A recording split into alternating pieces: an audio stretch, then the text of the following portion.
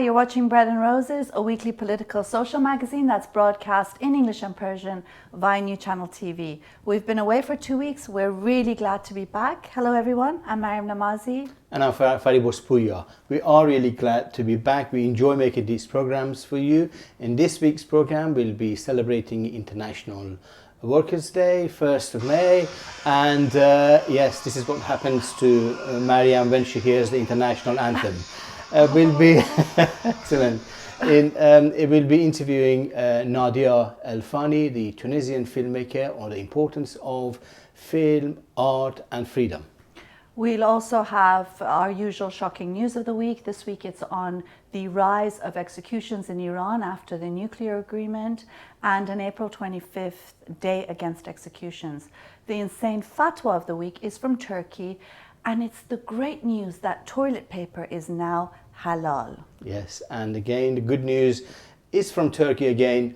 The students, university students, were demanding Jedi Temples in opposition to the increase in a number of mosques in universities. Stay with us.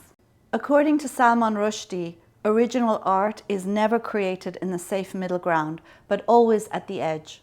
Originality is dangerous. It challenges, questions, overturns assumptions, unsettles moral codes, disrespects sacred cows or other such entities.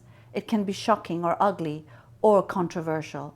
And if we believe in liberty, if we want the air we breathe to remain plentiful and breathable, this is the art whose right to exist we must not only defend but celebrate. Art is not entertainment. At its very best, it's a revolution. I love that quote of Salman Rushdie's, and he goes on to say that, you know, there are states that censor, and often the artists who are at risk for what they do, they are vulnerable. But despite the fact that they're vulnerable, their art often exists far beyond the states and the censors that try to suppress them. Yeah, I think what makes us human is to be constantly creative, questioning things, and I think Salman Rushdie has captured that very well in that introduction. And I think this is, when it comes, today more than ever, we'll see the importance of being critical towards nationalism, towards religion, towards those sacred cows that exist all around us. I mean, that's what the reality is, that the status quo, the sacred cows that they are, we need to break these for us to be able to move forward. And I think that's one of the great quotations I've heard recently. Yeah, actually, when I was re-listening to Nadia Fani's interview, it reminded me of the quote that Salman Rushdie had made. So I went back looking for it because I think it's very applicable to her. You know, she is someone who has faced persecution as a result of the art she's made. Her art is revolutionary. Her films are revolutionary. They question really deep-seated taboos.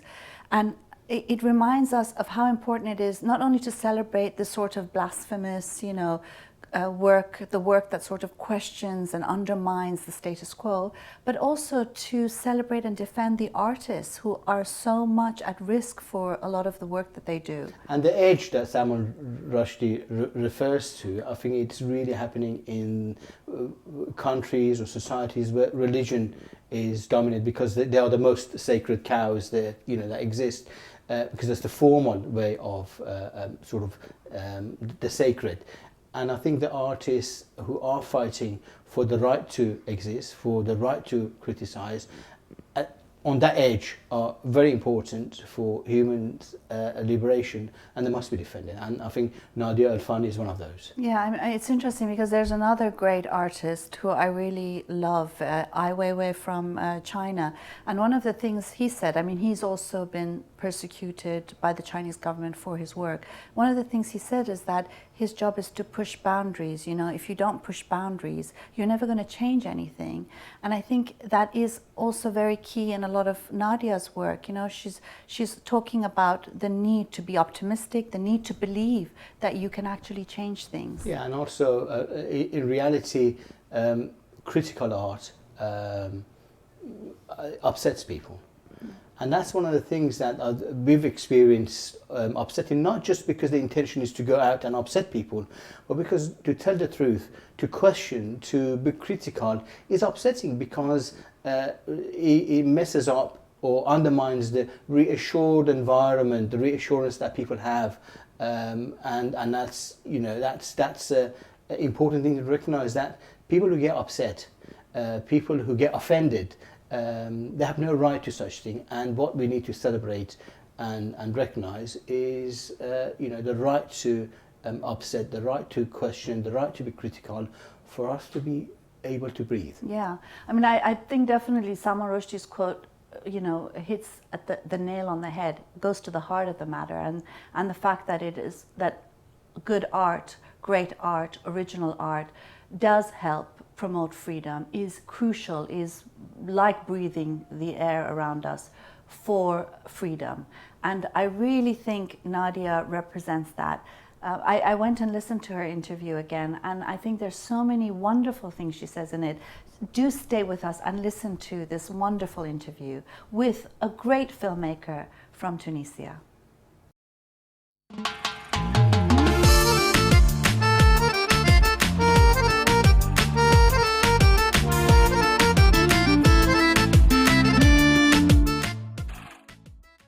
Welcome, Nadia Fani. I wanted to speak to you about the importance of film. You're a filmmaker in raising political and taboo issues in society. For me, you know, I understood since I was young that my cinema will be, you know, as we say, the engaged cinema. I mean, it was important in my society in Tunisia to show at the beginning, you know, women, emancipated women, you know, living free, because I used to make fiction films at the beginning, you know, and it was for me a manner, you know, to show how the women can live free in our countries and not denouncing, you know, the fact of the victimization of the woman in our country. I wanted to be positive and to show the other way, you know, how we can live, you know, as a woman in a Muslim country. So it was, you know, my goal when I was young, you know. But after I realized that I want to be more generalist in politics, and I think my cinema speaks always about freedom, you know. So when I decided to start documentaries, first of all, it was with women in Association of Women, University Women in Tunisia. It's when the civil war began in Algeria, you know. It was to denounce, you know, the Islamism and everything. So we wanted to show, as a positive way, the tradition in Tunisia coming from the civilization before the Islamists, you know, as everybody was knowing in Tunisia our tradition of marriage and everything, and it was to show our, you know, identity coming from a long history, you know, so not only Muslim history. So after I did a lot of fiction short movie, and after I did my first feature movie, and I always show, you know, women, as I said. And after I decided to make a movie about, a documentary movie, you know, about the Communist Party in Tunisia.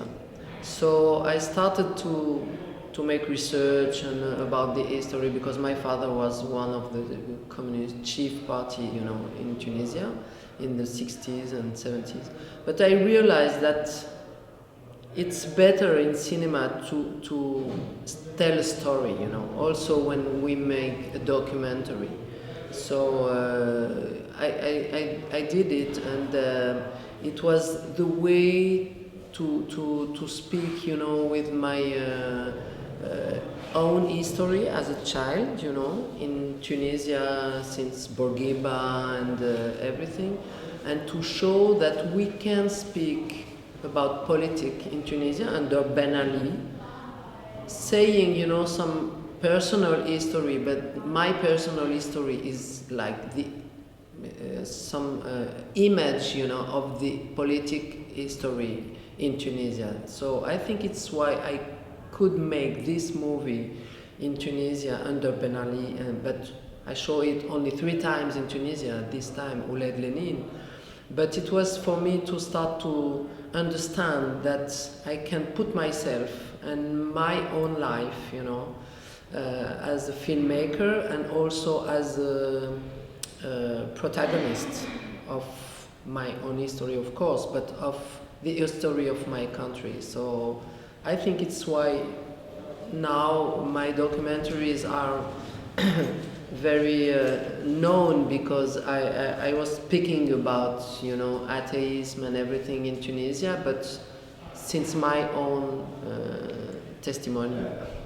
I mean, in your other films too, like Laïcité, Inshallah, and the one about your, what is this? Mal, yeah. You bring yourself into it as well, and I think that's what makes it such a success too.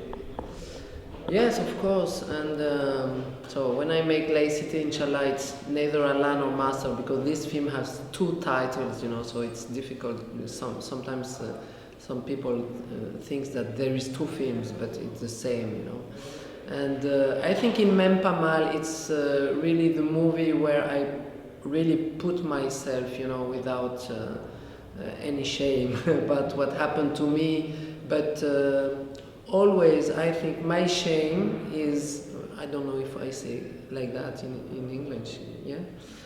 My shame is to refugee myself, behind the humor.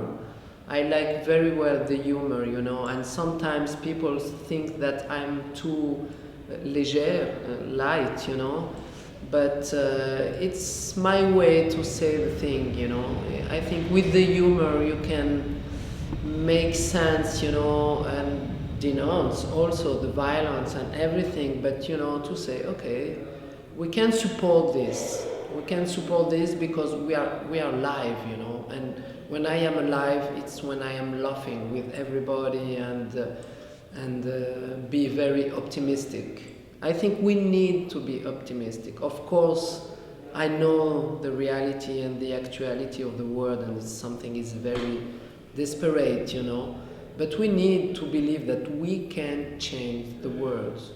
I mean, you talk about how initially with some of the work you've done, your politics, you felt very isolated. And somehow now you feel a bit vindicated, maybe?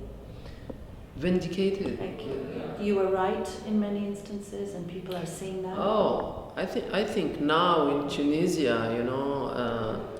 maybe they will never tell me, but I think now in Tunisia there is more people thinking that I was right to do it at this time, just after revolution, because I tried with my movie Neither Allah nor Master, saying I am an atheist, in public and at the interview in television and everything.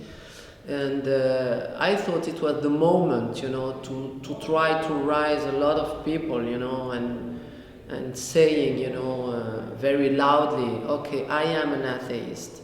But my project was to ask for laicity in our country, And I think now there is more people not able maybe to say we are atheists, but to say we want laicism, in our country. And if they don't pronounce the name of laicité or laicism, they are saying we want to separate religion and state, religion and politics, and we want to cut, our link with those Islamists, because there is not moderate Islamists.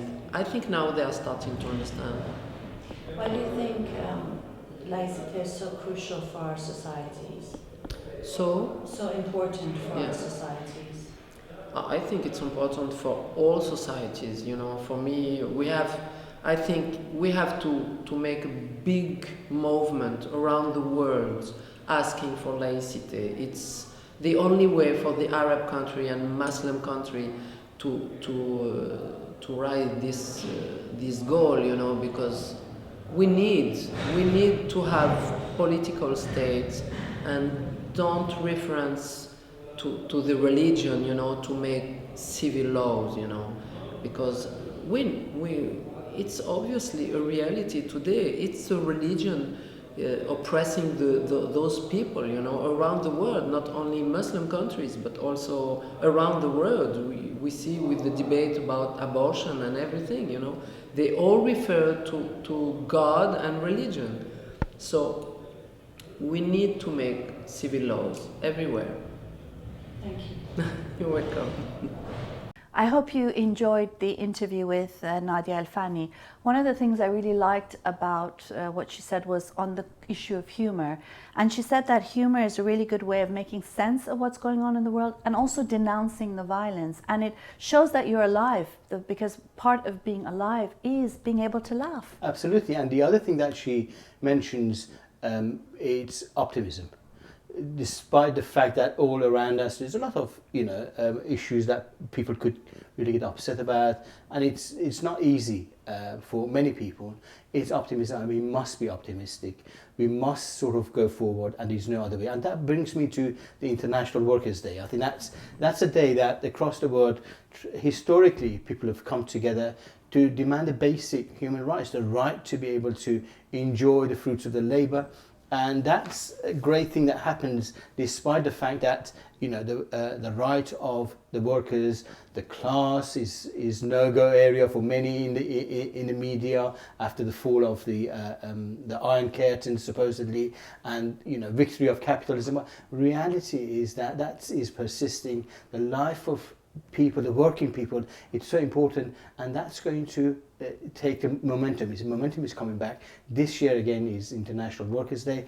In Iran, as we know, and many countries in the Middle East, people are fighting, and their fight for the right to exist, really, it's against a religious state. And yeah. that's something that we need to highlight. And there's so much happening in Iran. People are organizing already to celebrate 1st May. Yeah, it's interesting because in Iran the situation of workers is abysmal. I mean, if you look at the situation, even the right to strike is considered haram or a religious sin. And, workers are faced with the worst conditions, with many of them living under the poverty line. Nonetheless, the resistance is very great, and you do see that sort of fight back. Absolutely, and the resistance is not just against this classical capitalism, but the capitalists who's done the religious clothes on, and any protest is deemed to be a protest against God. Yeah. So I think that's important to support the workers, and that sort of it combines the rights against for existence, for survival, for human dignity, against religious intolerance. I think that's quite important. Yeah, and there's a campaign on May 1st. Sorry, May 1st is historically there are lots of protests in Iran. There's a campaign by the Free Them Now campaign, as well as the campaign to free political prisoners in Iran, for especially worker activists who have been imprisoned and harassed, for organizing, for celebrating May 1st, and so on and so forth. And one of the cases is of Behnam Ebrahimzadeh. Absolutely, whose son is sick with cancer. They don't even allow him to go and see his son while he's been kept in prison, and they keep extending his sort of what happened was that he's in his 4th year for a 5-year sentence, but because he wrote an open letter to the public about his situation, he has now been given a 9-year prison sentence. So this is something we're asking people to do, is to support labor activists, in particular in Iran, all political prisoners in Iran and elsewhere. And particularly on 1st of May, it's an important day to recognize them, to celebrate them, and to demand their immediate release.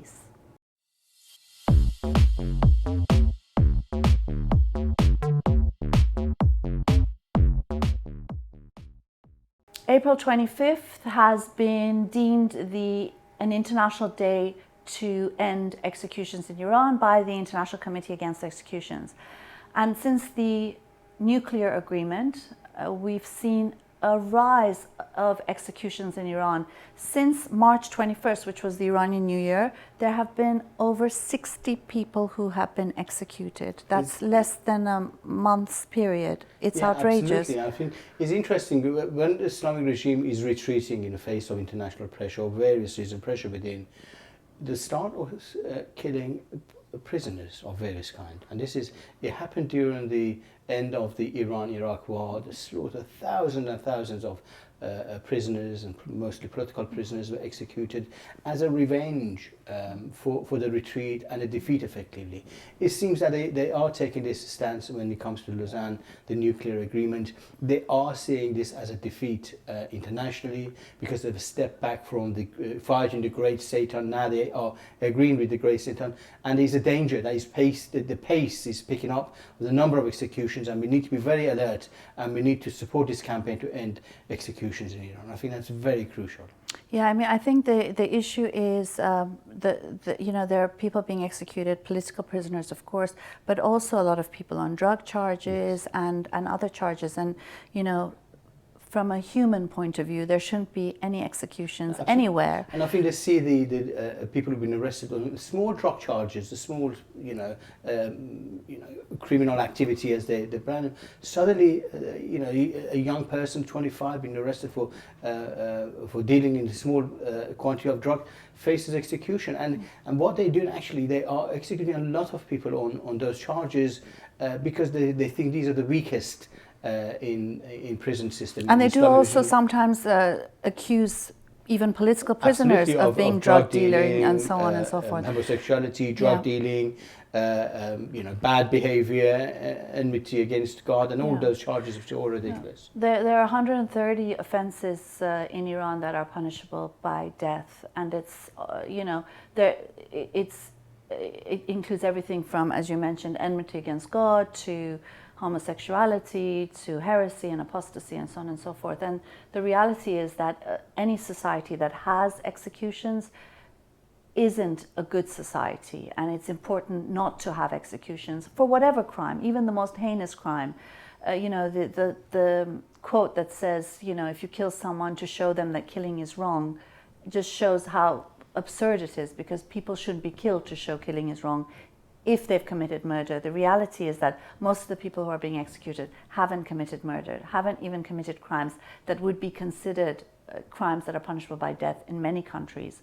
And so we are asking for people to support the campaign against executions in Iran, and of course executions everywhere.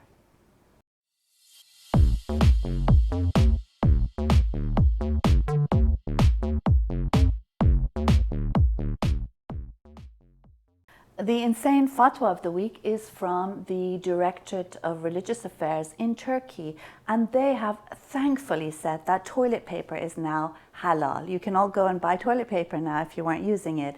And it's interesting because Islamic law has this huge etiquette on the use of the toilet, and part of it is, you've got to walk in with your left foot and say a prayer, walk out with your right foot and say another prayer, and what you have to say when you're walking out is you've got to say, thank you, praise be to Allah who relieved me of the filth and gave me relief. Oh dear.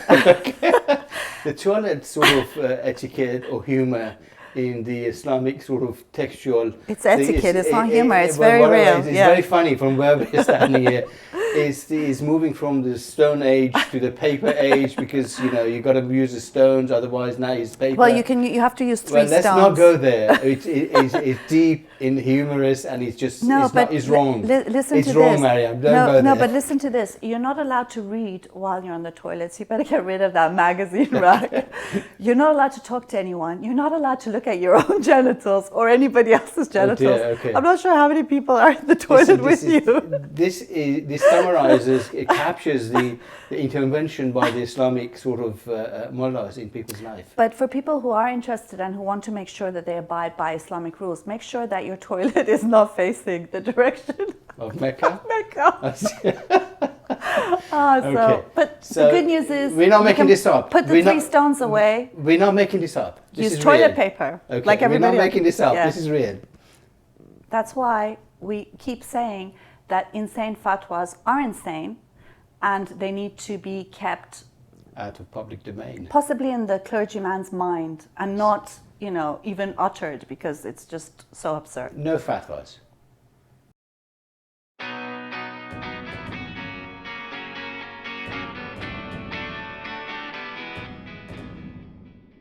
Now, the good news of the week is from Turkey. The rector of the Technical College University in Istanbul has announced a landmark building mosque in the university. At a university in yes, Turkey. in Turkey. And in opposition to that, thousands of students, both in Istanbul and in Izmir, because they're doing it in Izmir as well, have demanded alternative temples, Jedi temples in university. There's online petition going on. And I think students in Turkey, and we've seen the young generation in Turkey, they're doing brilliantly. And I think we need to sort of congratulate them on the actions. And it's brilliant to see that people are making fun, in the same as a funny fatwa of the week that we have here. They're actually making fun of these demands, and they are resisting, and this is a brilliant thing to see. Jedi Temple. I have to read out this petition, because the petition for the Jedi Temple has received 5,000 signatures so far, and it says to recruit new Jedi and to bring balance to the Force, we want a Jedi Temple. And they've made reference to the Jedi Knights from the Star Wars film. That's great. I think that's brilliant. Well done to the students in Turkey. And we need to support them. I think that's important that, especially education, one of the demands that we have, and I think many people in the secularist movement have, is separation of education system from religious. And the building mosque on university sites, I think it's just criminal activity by the Turkish government. Well, this is part of Erdogan's Islamization of Turkey. I mean, this is going to be the first mosque ever on a university. You've got 25,000 students signing a petition saying they want a Buddhist temple. They're not Buddhist, obviously. You've got others signing for a Jedi temple. And it's a good lesson for a lot of students here in Europe who are always bending over backwards and not really complaining about the red carpet that Islamists have at universities. Well, learn from the students in Turkey. So long live the students in Turkey, and we need to support them. Yeah, secularism is definitely not a Western concept. You've got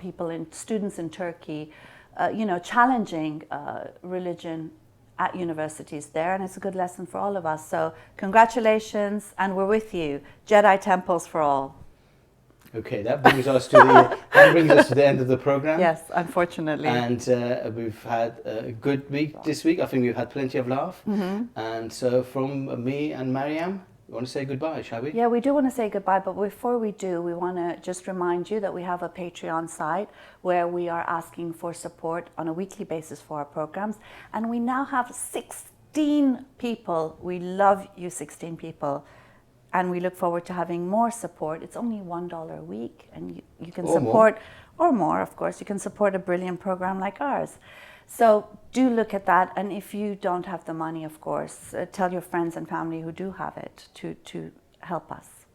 Until next week. Until next week, have a lovely International Workers' Day. We'll see you soon. Goodbye. Goodbye. Hi, I'm Maryam Namazie. And I'm Fariborz Pooya. We're hosting a program called Bread and Roses. It's a weekly program that's broadcast in Persian and English in the Middle East and North Africa, primarily Iran as well. And it's also shown on YouTube internationally. And we've been doing this since last May. We're coming up to our year's anniversary, and we've had quite a lot of fun making these videos. We discuss taboo-breaking, free-thinking ideas. The Islamic regime of Iran has called us immoral and corrupt. And that's why you need to support us. We are the alternative voice in Middle East and North Africa. Of corruption and immorality. So do support us. Here's a short video from Patreon that explains how you can help us with even just $1 a week. That's nothing. Support us. Patreon lets fans become patrons of their favorite artists and content creators. It's different than Kickstarter because it's not about one big project that requires lots of funding. It's more for bloggers or YouTubers or webcomics, anyone who creates on a regular basis. Here's how it works. When you become a patron, you're agreeing to give an artist a tip of an amount you set every time they release a piece of content, whether it's a new song, a video, or a recipe. You can set a monthly maximum to make sure that you're always within your budget. Choose an amount, enter your payment information, and you're done. Becoming a patron allows you to view and post in the artist's stream, and in exchange for your support, artists offer additional patron packages, which might include monthly Google Hangouts, music production tutorials, pre-sale concert tickets, or anything they can offer as a way to say thanks. Patreon, empowering a new generation of content creators.